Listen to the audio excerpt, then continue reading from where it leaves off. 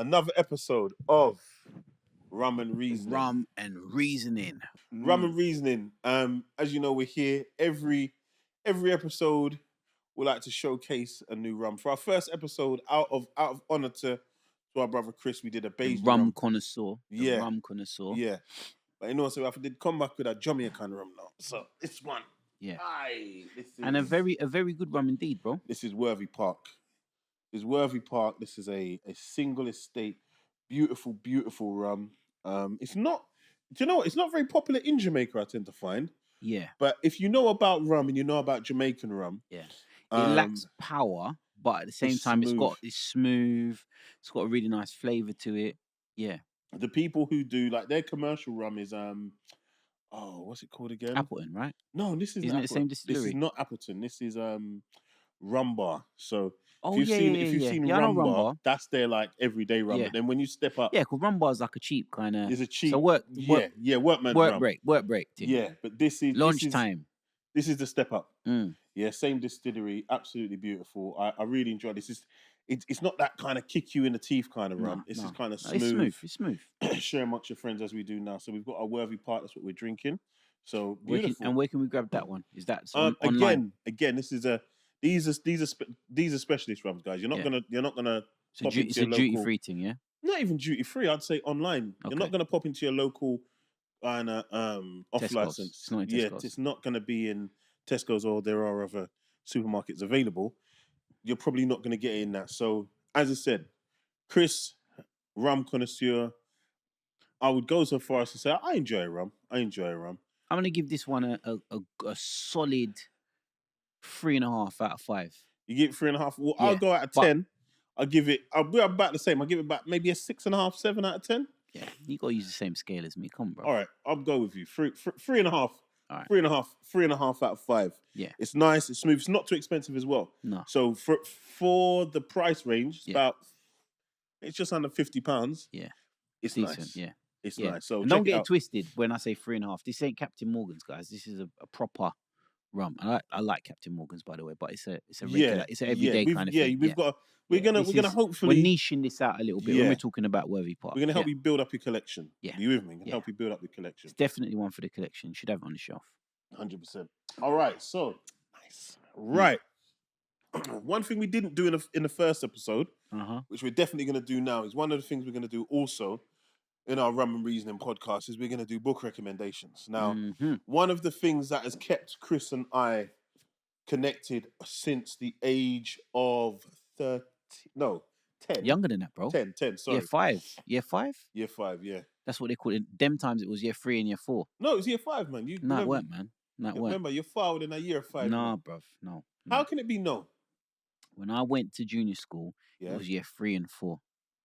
I'm not even arguing. They changed it in the same year or the year after to the new scale, which became, because it used to be year 3, year 4, then it used to go first year, second year, third year. Then they changed it to year 5 and 6 and 7 and 8. Bruv, trust me. Because at the time... Anybody born in the 80s, please comment in the... Please go into the comments, because I do remember, like, I know old people, they call it first year, second year, third year. I can't remember it. Yeah. Because I can't remember. I was a little bit more. For real, I was a little bit more. Yeah, because what's it? Hold on. You're a whole 3 months older than me. I always have to remember. But I was a little bit more about it. It's true. I had a different peer group from you, bro. Yeah. Nice, real thing. I had a different peer group. Yeah, you had a whole 3 months. Anyway, let's not get into it. Yeah, you're gonna see how it goes back and forth. Anyway. Yeah. So I had a whole wife and kids when I was in school, bro. So you'd like to believe? Jeez, you peas. Yeah, go on. But as you said, wife and kids. What's the topic for today, Chris? So the topic today is it worth being married in 2024? It's a little bit emotive. It's probably going to get a couple of people clutching pearls and doing all sorts of stuff. But is it worth, as a man, being married in 2024? So from a Don't throw it back to me. I'm asking you that question. Don't throw it back to me. No, I'm neutral. Perspective where you dominate and control women. Is that what you're talking about? You sound like a misogynist. I'm like Switzerland in this one. I'm just asking you. You've Imagine that you're in a therapist chair. You've never been Switzerland. I am proposing a question to you. Is it worth it being married in 2024? Don't worry about me. You've never been Switzerland. You don't know what Switzerland looks like. You don't even know what the Swiss flag is. So don't try and be Switzerland now to drop me in it. The only reason he's going to say Switzerland is just to drop me in it. But I'm happy to do so. I'm happy to do so for today. No problem, Chris. I'll see you. I was trying hard to think of some other neutral country, but I couldn't think of it. Yes, Switzerland. Yeah. All right. So the question is, we're talking about marriage. Is it worth being married? Is it worth being married in 2024? Being somebody who doesn't come from an environment of marriage. My parents weren't married. I'm one of the unique few people where my grandparents would have been from the quote unquote Windrush generation. I didn't grow up seeing them married either.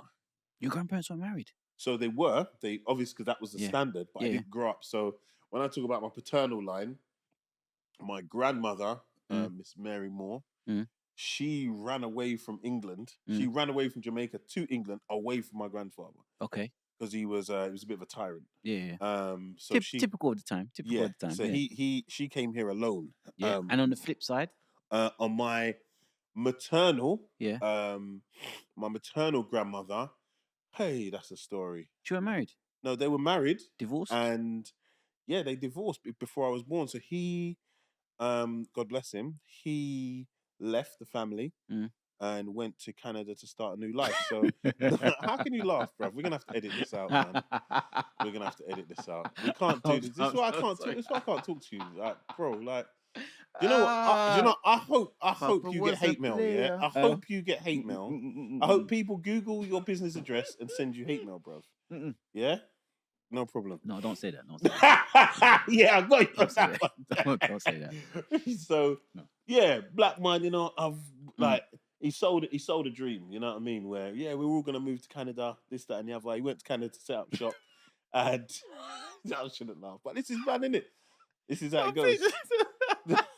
No, we're gonna have to start again. We're editing you out. Yeah. You know what, bruv? Come on, switch the topic. Go. So I never grew up. So that's weird, though. I wouldn't say. It's weird. No, that's very unusual. I caveat that saying it is weird because to be honest with you, I don't know many on both sides. I don't know many people of that generation who divorced. If it may be a thing of so and so passed away. Yeah, suffer it. Yeah, so and so passed away, but it was very. I don't like that language, bro. But anyway. Yeah, I don't think it was more of a suffering thing. I think it was more of a kind aligned principles. Let's get to the end. It was kind of like a responsibility thing, right? Typically, because at that point, it's not like it is now. You know, you have this big gap maybe between family, or maybe not this importance on family. From the moment that there was kids, it was very serious, right? Done. Yeah, yeah. And from my on my dad's side, my grandma was very entrepreneurial, and what I found out, which I didn't know, but I've heard often since then, they bought a house, and then she wanted to buy more houses, but she couldn't own a house. It had to be in the man's name. The man's name, right? So if you can imagine, there was so many, from a woman's perspective, there were so many kind of caveats to kind of pin them down into marriage. That, you know, it would have been difficult to say, oh, well, I don't like him because, you know, he goes out and he drinks or whatever. You ain't going nowhere because you can't get nothing. What are you going to do? I'll tell you why that's interesting as well. Because, and then on the flip side, on the flip side, though, because I just want to balance it out. From a man's perspective, even though he still had one or two who might abscond, it was kind of seen as a bit of a shame to be like, what? What? Your wife down there with the picnic there, man. No, it was. There was a shame. There was a stigma around that. There is still, even though my granddad died like 25 years ago, I'm still very close to my aunt. I'm very, very close to. So his sister, if you ever refer to my aunt, that's who it is. She is 87. Going strong. But her commitment, like tacitly, her commitment to like my mum and his grandchildren, it's never been spoke about, or said but it's because of his actions. Right. You with me? Yeah. So because we're talking about the time yeah, of that's shame, right? mad. You can't have a Not child. to take away from who she is and her Yeah. thing, but of the time, like your brother doing that. Not only that, remember them time there is we're talking about the time of morals, principles, shame in the community. You can't have a child out of wedlock. What? So you got knocked up and there's no man in the picture. Do you know what I mean? What? You got married and you're getting a divorce. You're not looking after your kids. So I think there was a lot of that. And although this is a precursor to the conversation I'm having, although there was a lot of bad things that you could say about it as well, you know, in terms of, you know, potential abuse. Yeah. It's a lot of abuse, let's be honest. There was a lot of abuse. Yeah, I think, yeah. There was. I mean, it's a product of the time, right? I mean, I think there was laws in place at that time where it was legal to your wife. Yes. Right? Yeah. It wasn't considered because you're married, right? Yeah. And that wasn't a black man Jamaican law. That was British law. It was British law. It was American law. It was a very different time. But the good things were, I mean, there was a lot of spirit. Like there was a community. We're gonna make it through this. You know. No, I agree. And one of the interesting things that just going to kind of lead on in our conversation about my grandmother. So, growing up, when you lot talk about when the idea of independent black women, you with me? Genuinely, my grandmothers, they were that. It like so. As I said, my grandmother came here on her once. My dad's mum, she came here on her own. She couldn't get a mortgage, so a friend of hers, a male who she had to trust, she bought the yard in his name. Yeah, like that's how she had to run, and she was known like she would run partner. So that she come here on her ones, went back to Jamaica on her ones, and did it all single-handed. Two shebeens and all of that. No, to make the rent no. and whatever. Her thing was partner. She was an upstanding, straight laced. No, don't get me wrong. There's enough man who did that, but that was her. No thing. rent parties. No, that's not running. Partner hand one of. I'm told in Lewisham, I've been told many a time, my grandmother made enough people get their yard through that partner, and she was somebody who you could trust. Yeah, she didn't stay very long. So, enough, she came, she was gone back to Jamaica by like 86. Came 55, 56. Yeah. She just done her thing. Yeah, she cut she out. spun it. Bang. Yeah. Same with my mum's mum. By 70, by 74, 73, 74, the marriage was gone, and she had nothing. She had no qualifications. She had nothing.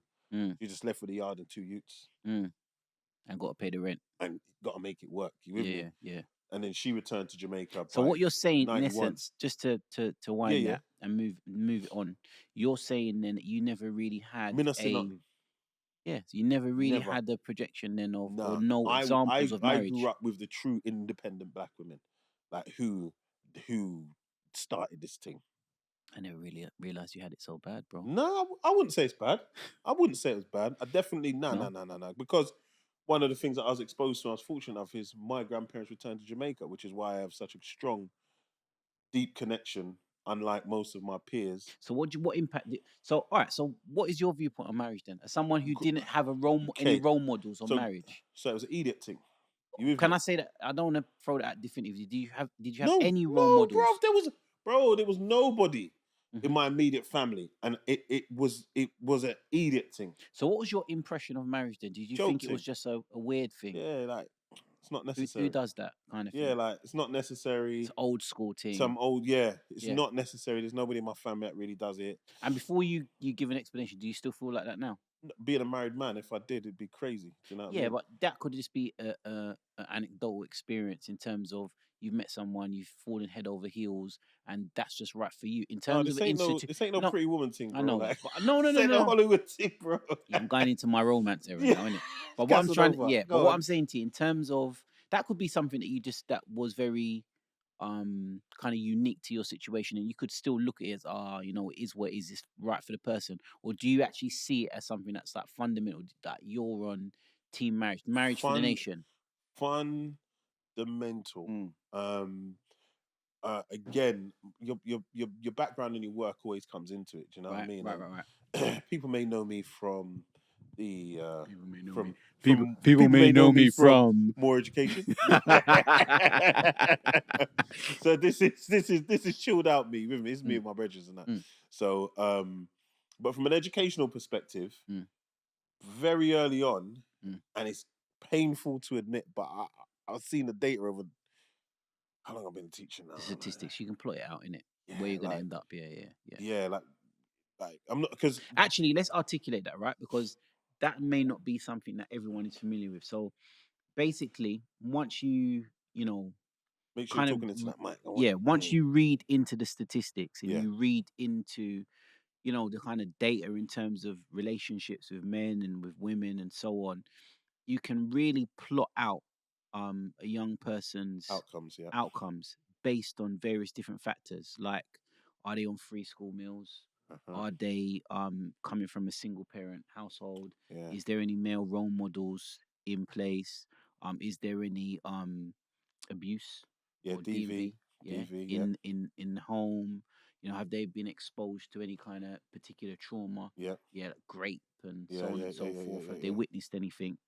So yeah, you can really plot it out. So it is kind of It stark in is, terms of and the yeah, differences the between difference is, two parent and single parent and households. having children young out of wedlock.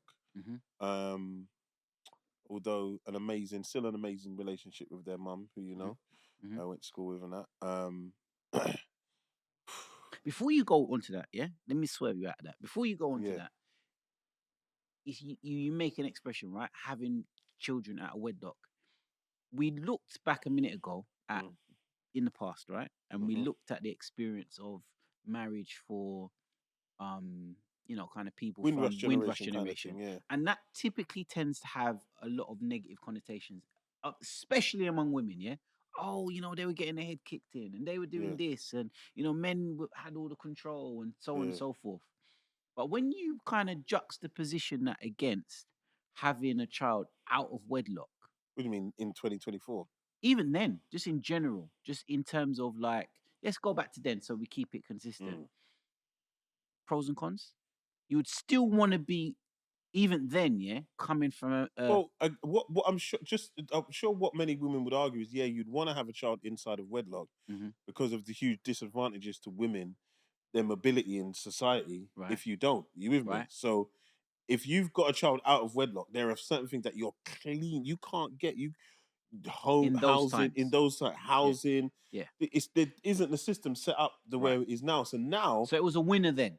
so I wouldn't say a winner. I would say there were more advantages to having a child in It was a wedlock. more advantageous position. And what Advantageous, but about now? society has changed But where what about now? What about now? whereas society has changed where um it's much more, it's a choice. As a woman, Hmm. you're given a choice of, do you want to have a child do you want to have it inside of wedlock, or you can equally have it outside of wedlock and still be able to make the same Lots of choices. benefits, right? Now Yes. you've got child support, which you wouldn't have had back then. Various different benefits, child benefit, blah blah blah blah blah. Yeah. So you get more state support Yeah, for you got sure. more state support and you're entitled to more things from the man, and you can make more independent decisions. So you see where you were saying you couldn't get a yard, you Right, could get a mortgage, right. you could. So where are you going to live? So there's been certain societal changes Changes, which yeah, has made it financially more advantageous. yeah. But And in the grand, society, and let's not say leave it financially. Let's just say in regards to no, it's all financial though. no, no, no, There's no, no no, no. pastoral I think no, benefits to having a I child think. out of wedlock, really, is there? Hold on, I would say I don't think it's fair Hmm. that just because you're a woman, Hmm. you aren't entitled to buy your own house without a man. That's madness. Well, That there was you go. madness back. That was all. That So, was so those are crazy. the Yeah. things. There are certain things, and we're going to miss out on certain things. There are certain things you couldn't do without a man. Where now you can do it independently. Yep. Just moralistically, Hmm. there's financial benefits as well, and there's moralistic benefits that have changed, that have made things a little bit more equal for women. Yep. Yeah, more. It's not fully, Hmm. but it is more equal for women. So But is it more? What I'm trying to say, like juxtaposition in the same out of wedlock, in wedlock. I think Now, there are still, whether we like it or not, huge there are disadvantages. disadvantages, and that's because, in my opinion, Hmm. there's a reason. There's a reason why Hmm. science hasn't quite caught up, and as much as people may want science to catch up, Hmm. the way how children are produced Hmm. is with a man and a woman, Hmm. and when they, generally speaking, and when they either have children or they may go down different routes, but you need a male Mm-hmm. and what it is a male has, a woman and what she has to produce a child. And people look from a scientific perspective, but from a social perspective, there's a reason why they need to come together to have this child. Right. You with And they me? need to be present during the rearing of the child. They have to be. It is fundamentally important, and the way society over the last however many hundreds of years, that has been the overarching thing that brings that together is marriage. Mm-hmm. Yep. It is beneficial to a society, to a culture, to be married for people, Mm-hmm. and not because we focused on children. So Mm-hmm. let's just say the individuals. Okay. We've spoken about entrepreneurship, Mm-hmm. yeah, and I think in a previous episode you spoke about like going to different speakers and Mm-hmm. and mentors. Mm-hmm. One of my mentors who Mm-hmm. wasn't married, Mm-hmm. and he was fairly successful, yeah, Right. community guy. I remember one day we're sitting in his 6 bedroom flipping whatever Oh, I know mansion what you're talking about. Yeah. with Yeah. this parked up outside, and this is a point where I was going to be shady, but no, I am going to be where he had the opportunity as a big, like a father figure to me. He was I'm going to use a word that might trigger you, yeah. Go on. He was quite vulnerable with me, yeah, and he said he said one of his biggest mistakes Yeah. was not getting married, and he said having the having the right woman beside him Mm-hmm. would have increased his wealth exponentially. It would have, and I don't think he was only talking financially. I think he was just I was talking gonna about, say because money's great, yeah, but there's more to his life. standard of living, Mm. his happiness, all of the He markers. had a few issues, that brother, though. To be fair, Listen, don't listen, we all? Don't we all? Don't don't we we all? all? We gotta be humble. Don't we all? Yeah, for But real. as a man when me know I've enough gal and that Mm. gal is running Mm. and was a bit of a wide boy, he said, "Yo, Mm. listen, how do you have settled down?" And then when I went to look at the men who had settled down, Mm-hmm. um, the men who had settled down and the men who had kind of gone, quote unquote, the square route. Mm-hmm. I said, "Oh, raw, like, oh, so that is the actual route." Because growing up, I saw, I resent that term square yeah, root. no, because I resent that. yeah, no, it is. That's how I grew up. I Mm. grew up like, yeah, you're a square. If you get Mm. married, you're a square, bro. I think there was a lot of that kind of talk as well, but Go that on, let's see your perspective. my Because sorry, perspective. sorry, All so right. let me introduce you because Yeah. so You've monopolized the conversation. That's what you wanted to say. Don't no, you. we've had my perspective. No, I I'm want to go joking. to your Joking. perspective. Yeah, go on. Because you asked me the question, so I'm going to put a question back to you now. Okay, go on. You were married in your early 20s, I was indeed. which I think I got married at 21, was it 21? 21, 22. I thought it was 24. No, I was younger than that, bro.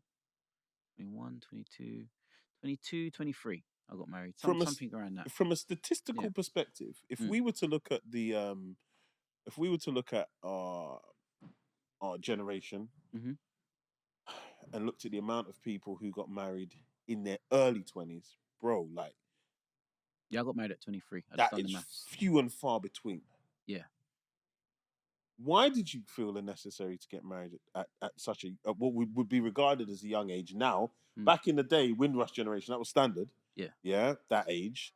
Well, And what are the advantages do you feel to have getting married at that age? So 2 questions. okay. So first question is: I grew up in a two-parent household. Parents were married. Parents are still married. So for me, that was always a natural progression, right? Um, it always really was in that whole influence, that whole kind of roadmap was laid out for me. At some point, Yeah. When it happens, this is just what you do, kind of Yeah. thing, yeah.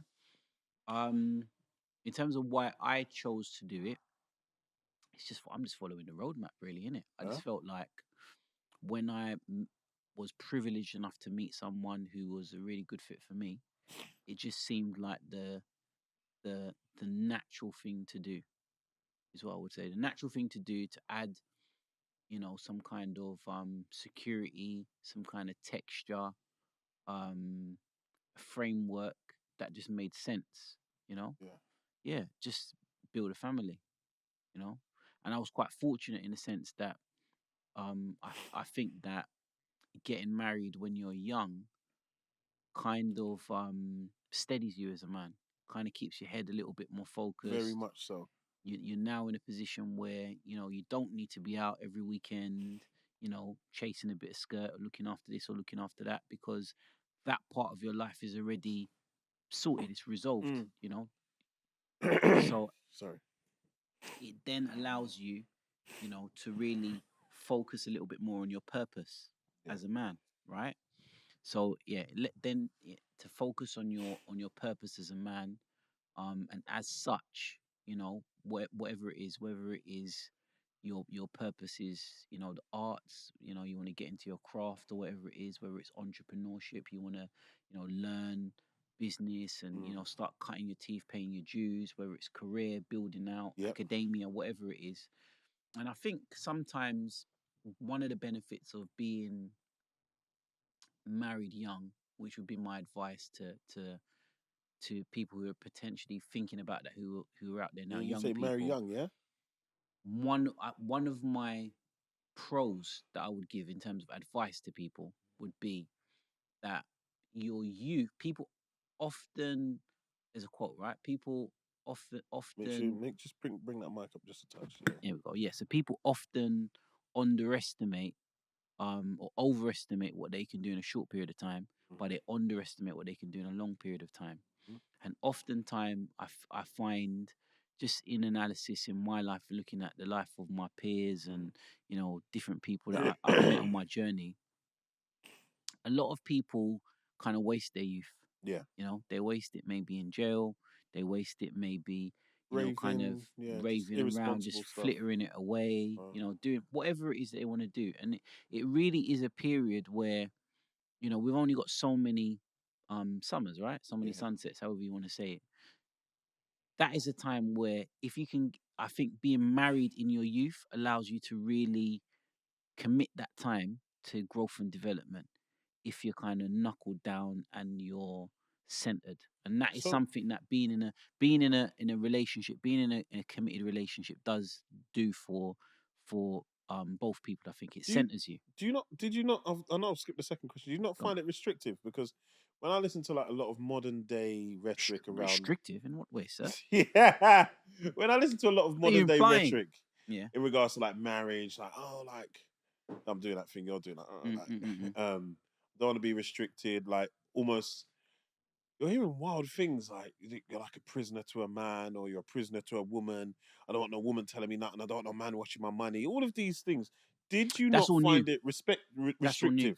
No, I think all of that for me is new. All of this Kevin Samuel esque, I need a high net worth guy and I want to get this and that. These are all new phenomenons for me. Do you think so? Yeah, it's new phenomenons. I think for me, I mean, if we look back at the Windrush generation, women weren't saying to themselves, I need a baller. Yeah. Like you just looking for someone who's doing what you're doing, trying to Yeah. get through in life, and we're gonna bunk up together and we're gonna Yeah. get a room and we're So gonna you split see, our so thing. why do And you see in that? I love that idea. all the way through to Where has that gone then? I don't know, but all the way through to when I got married, so we're going back what 20 years ago. So Yeah. yeah, thereabouts. Yeah, early 2000s. That was still the Rhetoric. Yeah. yeah, that was still the kind, not the, what's the word that I'm looking for? Yeah. Anyway, that was still the program. Mm. Like it weren't no, he has to be able to buy me a Birkin bag or a Louis Vuitton or this or whatever. It's just like I'm looking for someone to kind of do a thing with like me. Like, Mm. and if you were a young person who had a plan, you're already halfway because Yeah. most people didn't. Yeah. Right? You know what I mean? So, okay, so you just said, so this is 2024, Mm. and I'm not going to say a lot of the young people are unfair. So the only we get to see like the social media projection. It is, Remember the question is, would I get married would you now get in married in 2024? so if you were 22, 23, Now, starting off in your career, yeah, yeah, would you get married I would want to. at 22, 23? I would want to. If I had the same knowledge that I had now, Yeah. I would want to. If I was advising someone, I would be like, yes, that's a good thing. The only challenge is, I think that social media and society now is programming and sending heavy messaging to young men and young women that's confusing them a little bit, because all of this focus on materialism, you know, he's got to be doing this, she's got to be doing that. You know, I need a woman who's submissive, I need a guy who's high net worth, or whatever it is. That's just all a distraction as far as I'm concerned from the things that really matter. You know, all you really need is someone who's on the same page as you, that wants to make the same advancement in the same direction. As it should be as simple as that. I've found someone who wants to do similar things that I want to do in whatever capacity. They're kind of on the same page, that we can go in this direction together. That's it. All right, cool. Let's batten down the hatches and let's build together. Let's develop together, right? Because I'm gonna give my. I can't see how with the like cost of living crisis and so on and so forth, that people are not coupling how up. you're not coupling up. Like, how can you not genuinely believe It's a trap, innit? that this is the best way to make it in life? Because in getting married, the first thing you do, if you they always say 2 heads are better than one. Yeah. 2 heads are better than one, so you can do arguably twice as much as I don't even think people are engaging in relationships like that, in terms of to say, all right, well, cool, I need to get into a relationship so I can couple up and split this rent. Far less getting married. I think people are very kind of I wouldn't say selfish, could that be the wrong word, but they're very kind of self-orientated. Yeah. They're very self-orientated. You know, I got to get on my own.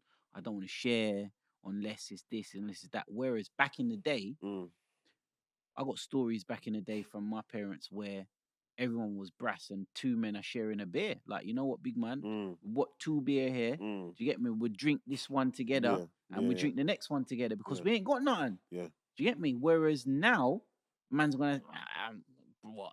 I can't share a beer with an ex-man and boom, boom, boom. Do you get where I'm coming from? It's not I'm not talking about that in terms of you may not have wanted to share a beer then or share a beer now. It's the concept of people were more comfortable with the fact that maybe because they had less. Yeah. You understand? Whereas now everything's so commercialized. Yeah, everything's so in your face. Yeah, everyone's all about money and this, and there's so many people who've got BMs and Mercs this and access to these designers and that or whatever, that people are just kind of a little bit kind of like puffed up on their own juice. Nonsense. Yeah. Do you know what I mean? Yeah, I struggle to see how, because you see, you've got the statistics. Would you get married in 2024?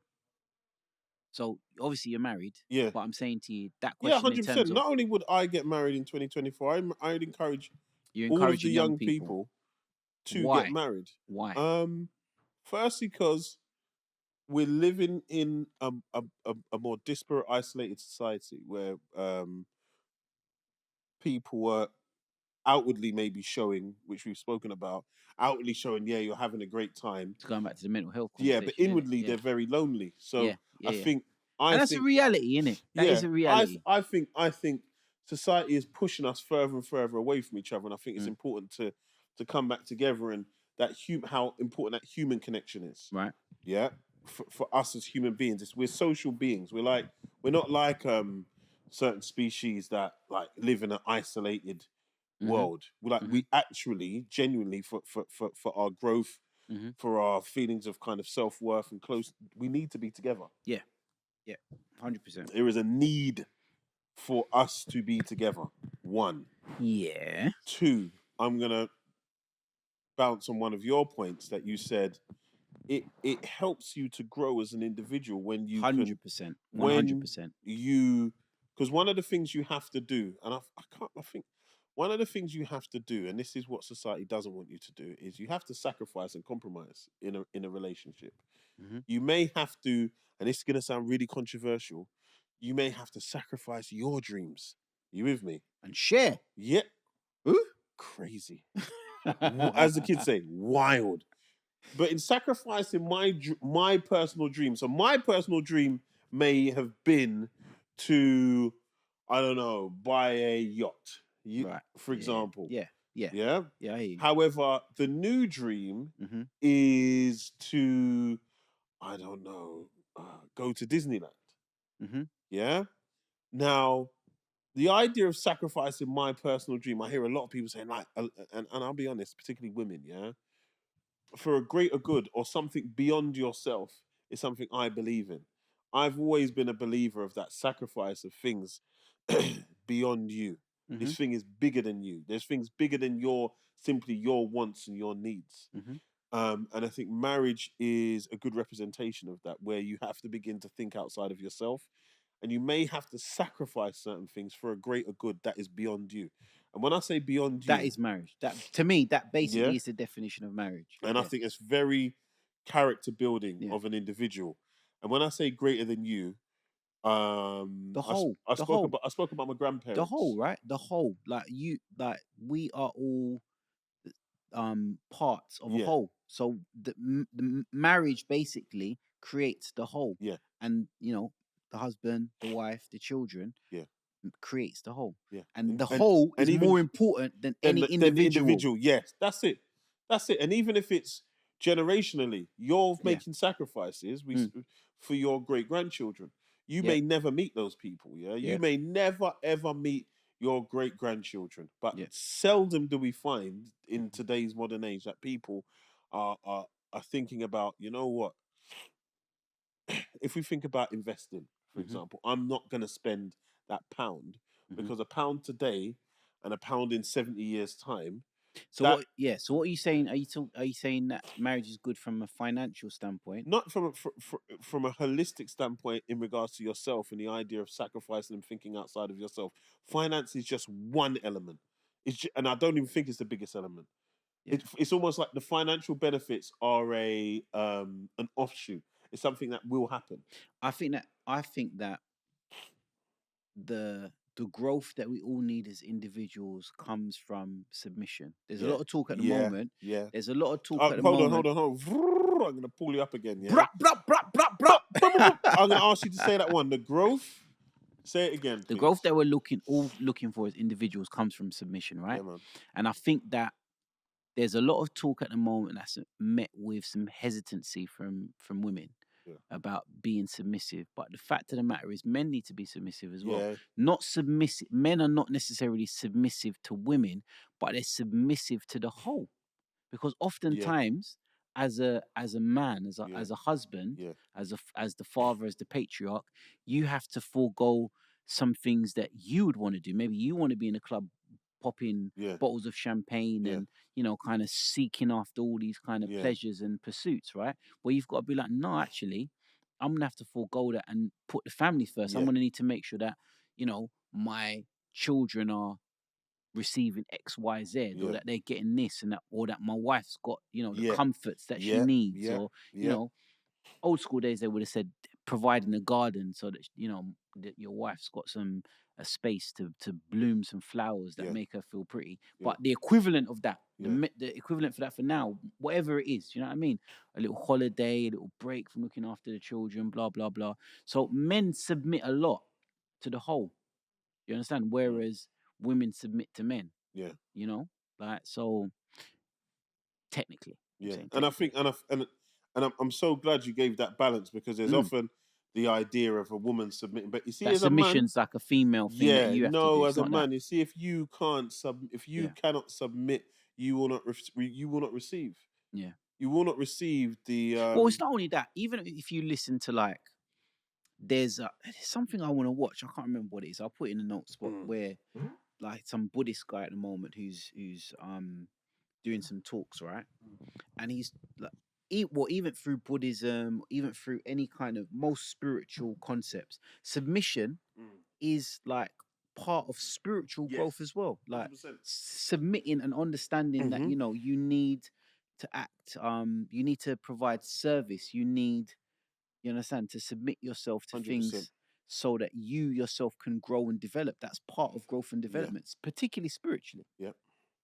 So you know what I mean? But No. anyway, I digress slightly. But No, yeah. no. We're although we tried to set it up earlier as a kind of conflict, we're actually we're gonna sing from the same hymn sheet on this one, and it's Obviously, actually if we want to go home, it's actually very sad. yeah. It's very sad, and I'm not saying I feel sad for people who aren't married. What I feel sad for is the narrative that's being pushed out there that whereas 50 years ago, we've gone from 50 years ago where marriage was a necessity. But from what I can see, hold on, let me Yeah. correct you. From what I can see, I don't think that the narrative is that people don't want to get married.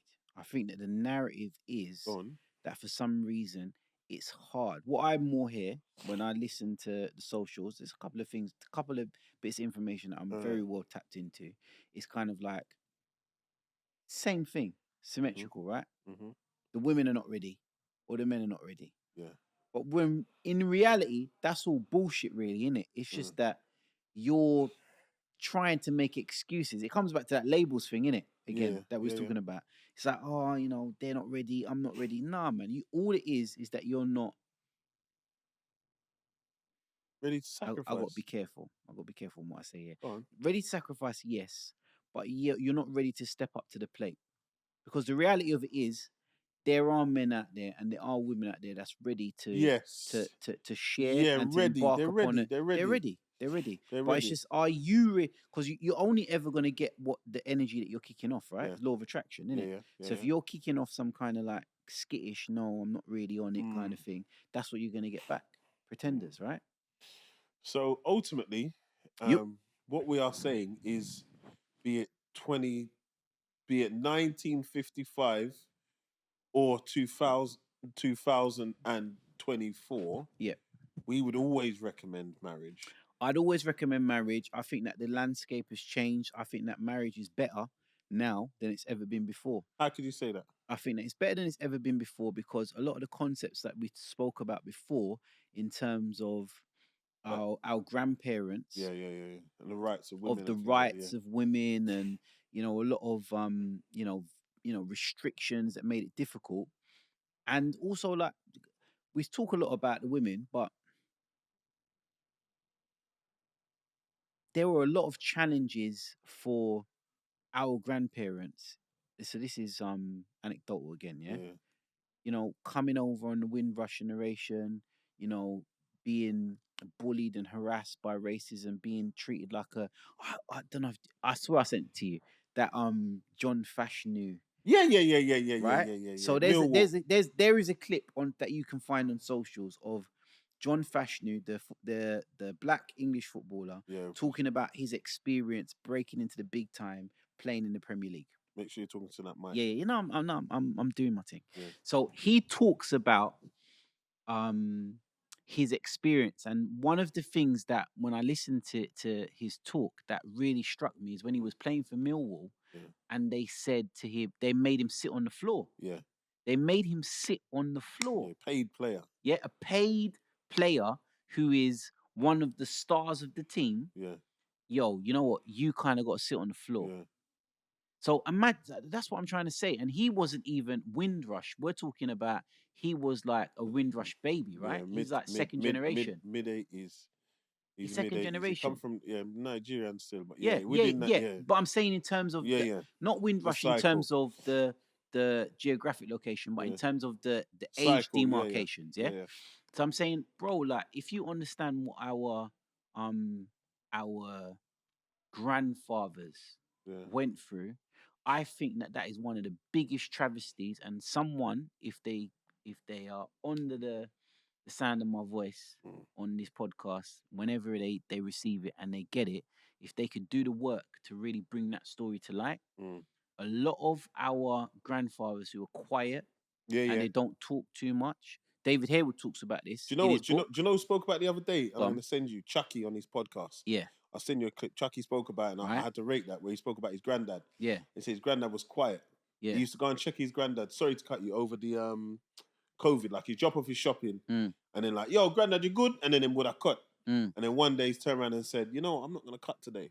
And let me chat to you. Let me chat to you. And he said, granddad, you're good. And he said, he waited for 5 minutes and granddad never said nothing. And then they started talking. Yo, enough stories. Yeah. Well, I don't know. I didn't hear that. I'm not I'll privy send to it that. to you. I'll Yeah. send it to you. But I know, just based on a lot of the research and reading and different experiences with the men in around me, bro, like it was tough for them, man. It There, was because I gave you. Remember bad. when we talk about John Fashanu, Yeah. I'm talking about the experience of second generation. Yeah. Them first pioneers who came out here and were beating their wives. Yeah, they were dealing with a lot of Efries, yeah? They were dealing with a lot of Efries. And that's based on that is a story that isn't told. Do you understand? So how does So that relate to marriage in 2024 though? no, hold on, I'm gonna get that. But I just thought it would be good to counterbalance that because within this conversation we talked about the fact that, a lot of back in the day women were abused, women didn't have any rights, they were getting their heads You're kicked in and whatever it contextualizing is. it. I just want to contextualize the fact that although that is true and It's it's terrible and it's something that we don't condone, Yeah. we have to understand that The in the context, time, that context, that the black men, the anecdotal experience in our community, the pressures that they were dealing with of being daily humiliated and terrorized Yeah. Sit on the floor. on a daily basis. Their children were being told as professional footballers making hundreds of thousands of pounds, which is the equivalent to millions in these days, were being told professionally, you need to sit on the floor. So what were they being told? And one of the things, just to bring that full circle, one of the things I found with a lot of the men, they wanted to go home. Yeah. Like they weren't on it. Yeah. Because they were sold a dream, right? They came here. I don't know if you know about this, but so my granddad, one of my granddads was a factory worker, and the other one was a train driver. Yeah. Right? Pretty standard jobs, yeah. What I heard, because when my granddad passed away, I was at his like obviously they had a 9 night or whatever it is, and a lot of his peers who I'd never ever met, because obviously he's my granddad, didn't it? Came round and like comfort my granny or whatever it is, and they would talk about the old days.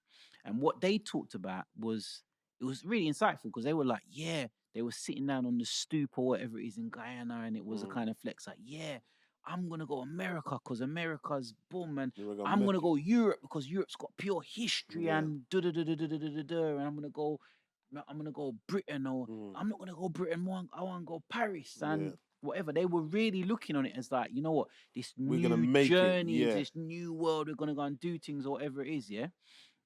Whereas when they came and they were being sold, I remember most of these guys were, you couldn't have a Carla. I heard a Carla talk about this. Let me give a credit to the source. When they came over, you couldn't have a criminal record, yeah, and also most of these guys were the best of the best. They were highly educated. They had degrees Good or whatever youths. it is. They were coming to get jobs in sold. They were getting jobs in journalism and do you know what I mean? Different like serious careers. And when they came here, you were being told, "Nah, mate, you can go and clean up the locker room." Yeah, you're a Do you know cleaner what I on mean? the underground. You're a cleaner on the underground. Drive a bus, behave. Ticket inspector. You can be a ticket inspector. Yeah. You can go, you can whatever, blah, blah, blah. These were the best and the brightest. It was a brain drain, right? Yeah. Basically on the Caribbean. So imagine all of that, plus the terrorism, plus knowing that you've uprooted your whole family to come out here and you can't provide. You're living in a one room. You understand? 8 and 9 of you and whatever it is. And you have made the sacrifice that you ain't going home. So remember, you could have turned. Enough man could have turned. Enough man. Mental health. Enough man could have said, "Here what? But done with this, I'm going home. Can't get home. I'm going home." No, they could have got. But you have to stay with your family. You have to. You're gonna have. And whether you're miserable, you've just taken that long boat trip all the way down. This is 10 years in. This enough man got 10 years in and realized, can't go. This is a bag of absolute efferys. It's cold. It's cold. And all you want, I'm thinking of, as I'm sitting here, I'm thinking of, the Desmond's theme tune, where there's a bit where it says, "I want to go home. I miss my coconut tree." Yeah. Enough man never got to see a coconut tree again. Yeah. For real. And all they did was fantasize about that coconut tree. Yeah. But they never left. Yeah. Sacrifice. Yeah. Them sacrifice. Yeah. That dream. And that is a story. And to just to hammer that point home before we digress too much. Yeah. That is the story that I feel isn't represented enough. And that's something. And that's well, something. Do you know why? That's something that I'd like. that's something that I'd like our community from the diaspora to really think about, It- because that story of what these are men who oftentimes were abusive, not all in all cases, Yeah. because we've got some really good examples, some Yeah. shining lights, but who oftentimes were abusive. What they were really suffering, a lot of them, from serious mental health issues. The problem is, the reason why it's unlikely for us to get that story is one, Who's there to tell it? they never talked, Right, and they were so traumatized. because they were men. They were men. But I want to bring it back in. What that knock-on effect has done now is skewed the balance. So the women talked. Yeah. The women talked about Yeah. their experiences, Yeah. and a knock-on effect of that is women not wanting to get married Yeah. because. Yeah. But if the men would have said their story about, Yeah. listen, I'm actually sorry. I didn't want to, because I know David Harewood spoke about. He come from a domestically violent. I know we spoke about it previously. Yeah. But the abuse that he suffered at work, the diss that he was going through, the that he was going through, there is no justification. No. There weren't no abuse. His dad went. I think it might have been genetic. His dad went mad. Yes. Yeah. Well, not. Yeah. That's not a politically breakdown. correct term, but his dad had breakdown. a turn. He had a funny turn. But yeah, so in that we're saying, ultimately, there was a lot of sacrifice from both sides for this marriage thing, and I think we're living in a society where we need a bit more. Where sacrifice needs to not be a dirty word, right? It needs to not be a dirty word. Submission needs to not be a dirty word, and it needs, because submission really needs to be held up there as a really high weighty spiritual term, which is what it really is. We look up to and regard. Yeah. Someone who can submit themselves to something that is higher, a higher force, a greater ideal. Which marriage is often that. What are we finishing each other's sentences? Coming like twins. Language. Real bad man. All right, guys, we're gonna wrap this one up. So ultimately, listen, marriage 2024. If you're a young person, would you do it? Yeah, man, move forward. Another episode of Rum Reasoning. But before we wrap up, as we said, we're gonna do the book. Right, I'm gonna do a book thing. Yeah, talk to us, please. I've got a couple, but what I'm going for today is The Monk Who Sold His Ferrari. This is something I'm reading now. This is something I've read umpteen times. You read it more than once? Yeah, more than once. That's what it looks like. Yeah, it looks like you have. It looks a little bit, dog ears and whatnot. Yeah. But this book, in a nutshell, without giving too much away, is all about purpose. We are nothing without purpose. We all need to be working towards something, and this is a book that is it's told. It's a bit alchemistic. The alchemist book. Yeah. It's a story, but it's a story of a moral, and it really talks about the importance of finding your purpose and detaching from a lot of the things that are in society. Ironically, what we was talking about, materialism and so on. So it kind of does tie in a little bit to some of the things that we've talked about today. So yeah, definitely pick this one up. Robin Sharma, The Monk Who Sold His Ferrari. I've read it scores of times, literally scores of times, and I can't recommend it highly. Brilliant. And remember, our rum of this episode is let me move forward. It is our Worthy Park Single Estate Reserve Jamaican rum. Nice, smooth, beautiful. All right. Yeah, he gave it a 3.5. Más o menos. All right, listen, we're gonna wrap up for today. Remember, tune in. There are gonna be more of these episodes. Remember to like, comment. Please comment. Comments. I love reading the comments. So read the comment. Make sure you comment if you like what you've heard, and we'll see you on the next episode. It's a wrap.